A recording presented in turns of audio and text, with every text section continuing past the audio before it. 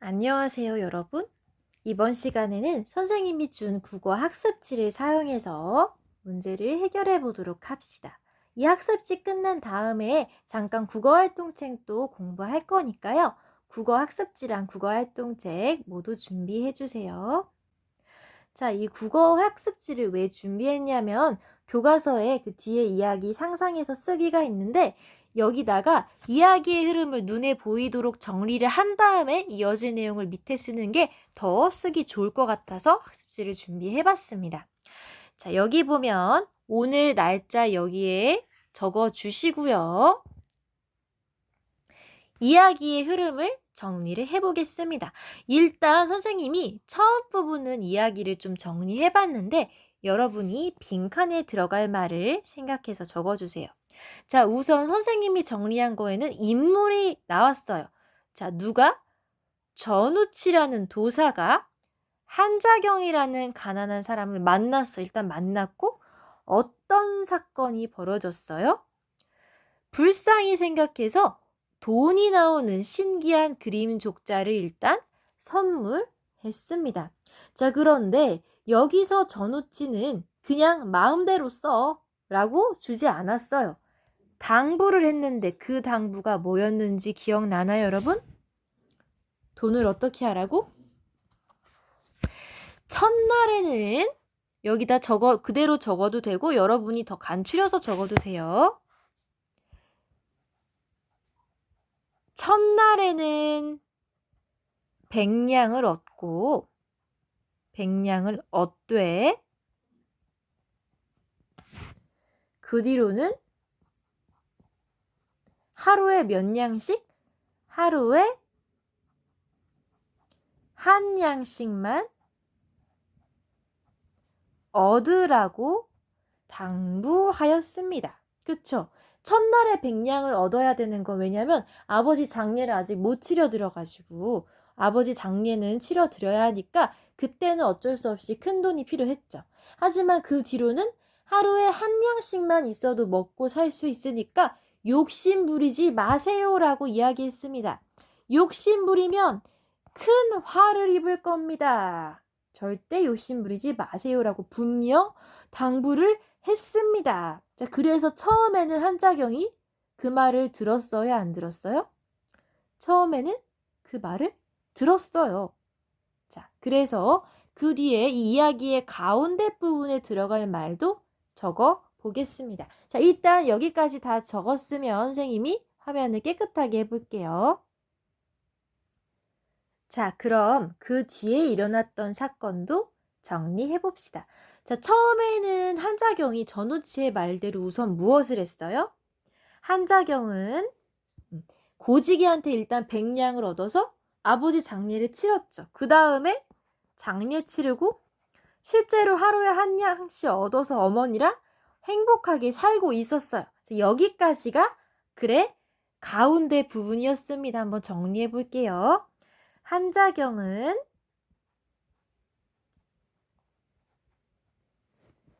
고지기에게 일단 백냥을 얻어서 아버지 장례를 치르고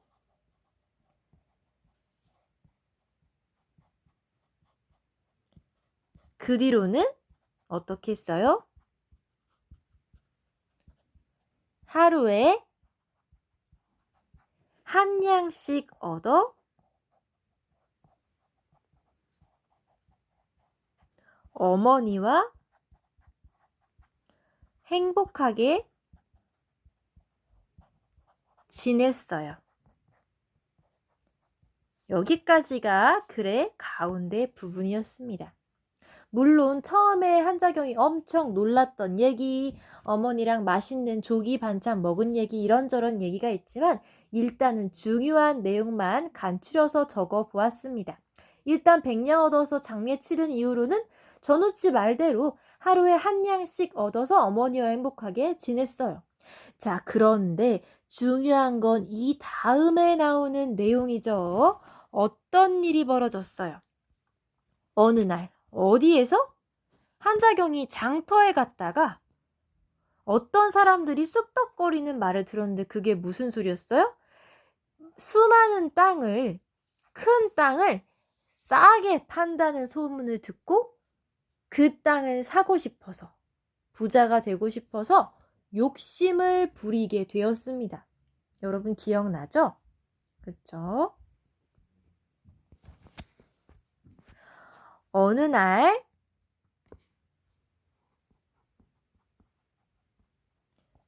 한자경이 장터에 갔는데, 그냥 장터에 가서라고 적어볼게요. 장터에 가서 어떤 부자가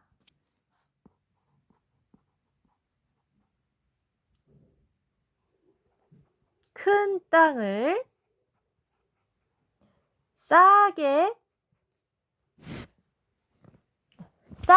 근데 싸게라고 하면 정확하게 백냥이라고 했으니까 백냥이라고 적어볼게요.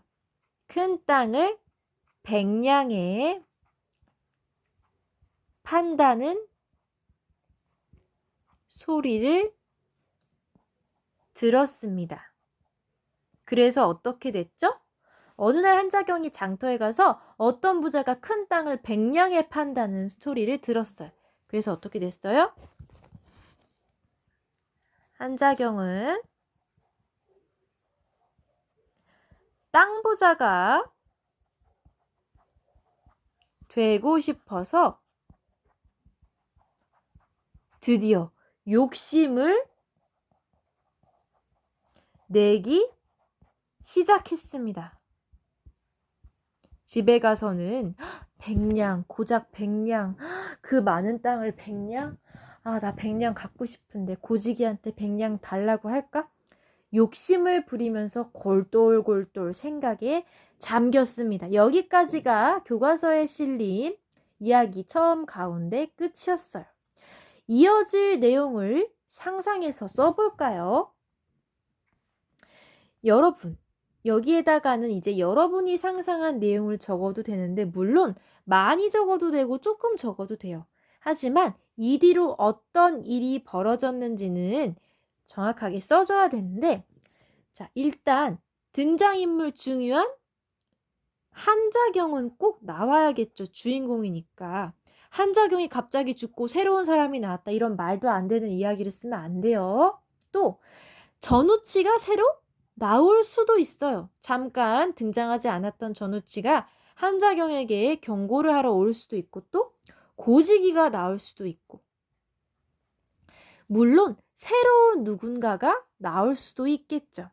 자, 그리고 이 이야기의 배경은 일단 옛날이었어요. 자, 갑자기 시대가 바뀌어서 부천 신도초등학교에 한자경이 왔다? 이런 소리는 하면 안 되겠죠. 이야기의 내용을 파악하고 이어서 내용 쓸 때 주의할 점이 지금까지의 흐름을 완전히 깨뜨리면 안 된다는 것이었어요.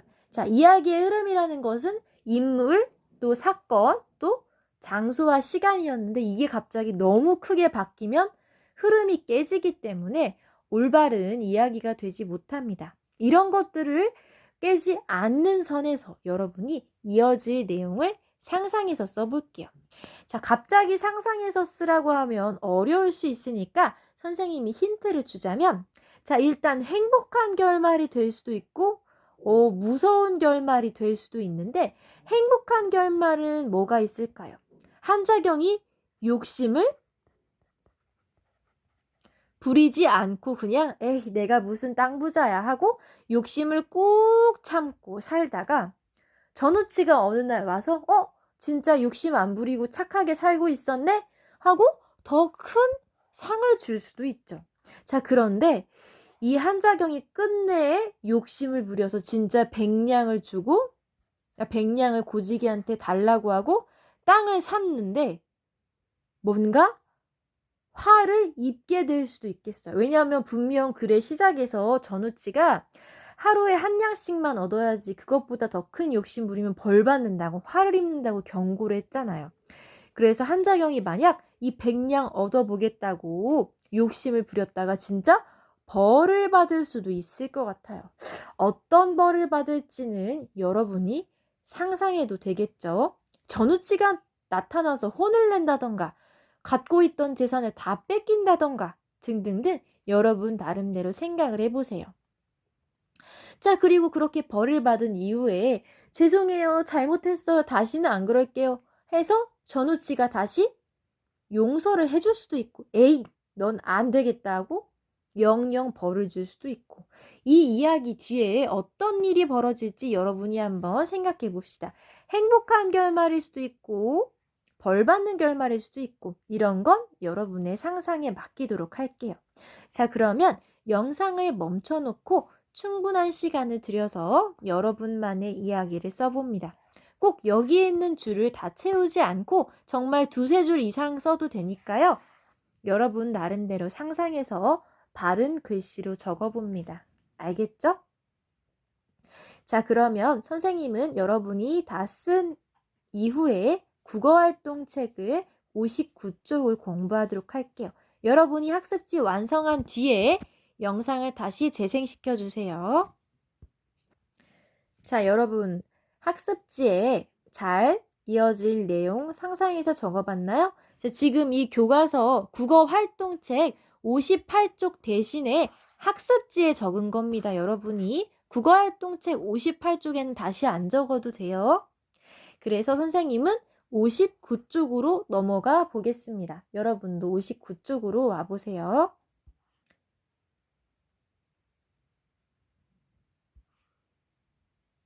(59쪽으로) 와봤나요? 자, 이렇게 국어활동책은 단원을 하나씩 끝날 때마다 기초다지기로 우리 국어 문법 공부를 할 수 있도록 되어 있어요. 1번에 보면 파란색으로 쓰인 부분을 바르게 띄어써 보라고 했는데, 아하, 이번 페이지에서는 띄어쓰기에 대해서 공부를 해보나 봐요. 여러분이 한번 띄어쓰기를 해볼래요? 여러분이 한번 영상 멈춰놓고 띄어쓰기 해본 다음에 선생님과 맞춰보도록 합시다.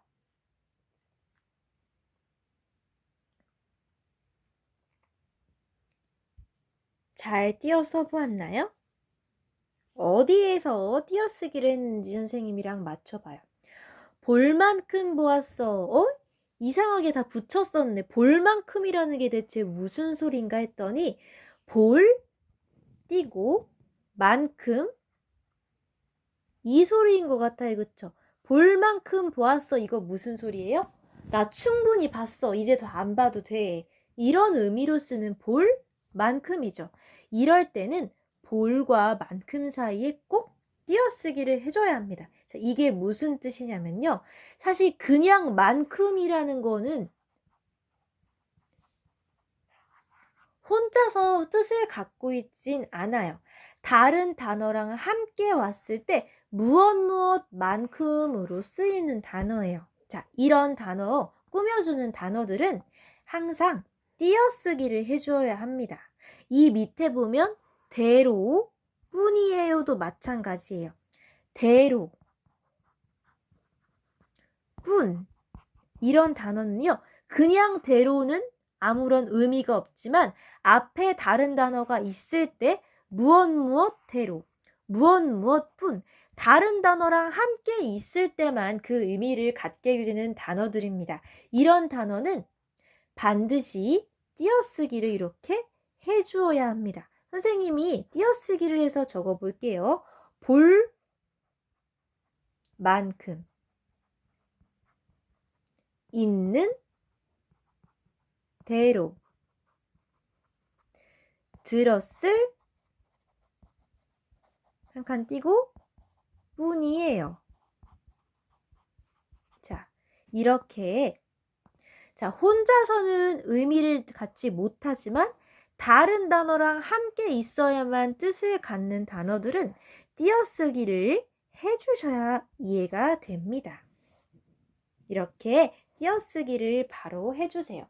물론 여러분은 한국인이죠. 한국말을 평생 쓰고 하고 배운 한국인이기 때문에 모든 문장을 쓸 때 이 규칙을 다 외워서 쓰진 않아요.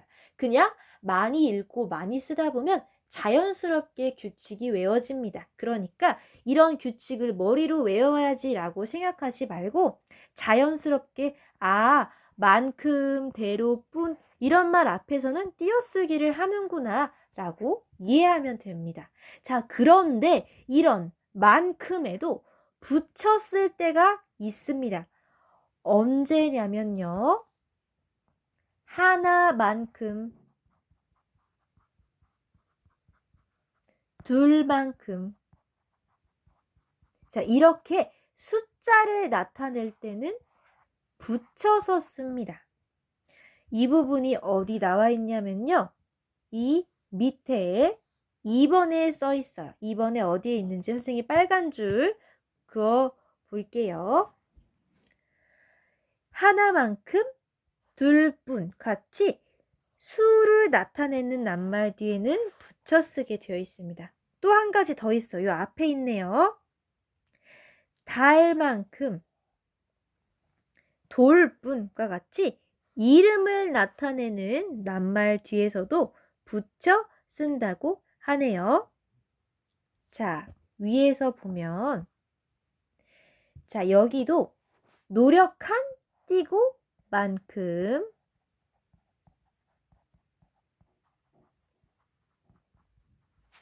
원하는